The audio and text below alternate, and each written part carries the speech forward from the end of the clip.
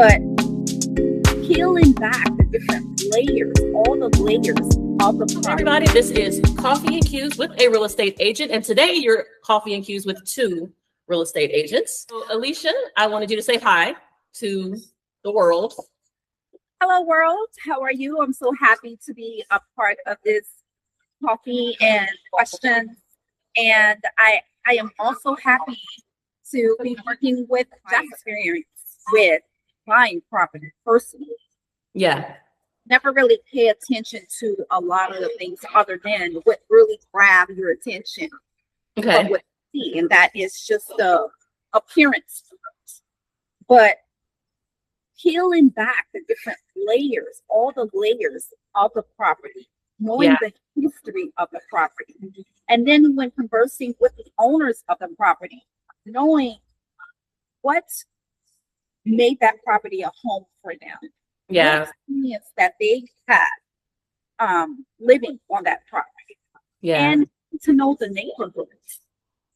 Those are the things that you don't see when you pass by. Those are things that you learn when you get to know that property. It's just like meeting someone new, developing a relationship. So that, and also doing tours, like touring a property. It's, you discover the layouts of properties, and each home tells a story and it provides a specific lifestyle. Yeah. For me, but we're going to get into it a little later, but I want to talk about my experience with building a property. But yes. I'm glad you mentioned it, because you guys need to understand, like, there is such an importance in a real estate agent who's been there, right? Been there in the thing that you want her to help you with, right? So yeah, absolutely. So people, especially those who are interested in the new builds, whether you're building from the ground up or if you're shopping for the new build, you're going to want to stick around for the last question to get Alicia's insight. Also, when it comes to sellers, knowing their reason why they want to sell them, what motivates them, because while you're going through the process of selling your property, there's going to be pivots. There's going to be things that will distract you, that will have you in an emotional roller coaster, that cause you to say, you know what, I can't do this. Or you may be surprised by what the market is saying about your property. And that's the hardest thing. But when you know what's the motivation factor or the reason why you're selling, help you to just kind of lean back in and focus in on the goal, and then compromise on things that may not be so important.